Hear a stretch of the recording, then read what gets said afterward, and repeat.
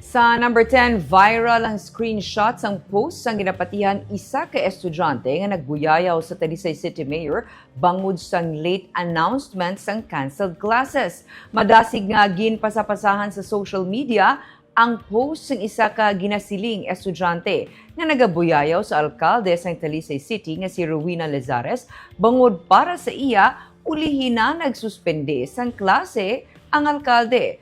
Pathag sang campus ng alkalde, 6:23 na sa napaidalom sa orange rainfall warning ang Negros Occidental. Kag sa idalom sang DepEd order nga kun orange o kun red rainfall warning, suspendido na ang klase hasta grade 12 kag ALS. Hindi lang sa Talisay nagreklamo ang mga netizen bangod sang late announcement. Bisan sa Bacolod kag iban nga LGU, nagreklamo ang netizens kay ara na sa eskwelahan ang mga estudyante sang nahimo ang announcement. Si Anay Mayor ni Lizares sang Talisay City nga mister ni Mayor Rowena ang nagpost man sa iya account sa mga tinaga nga watch your mouth.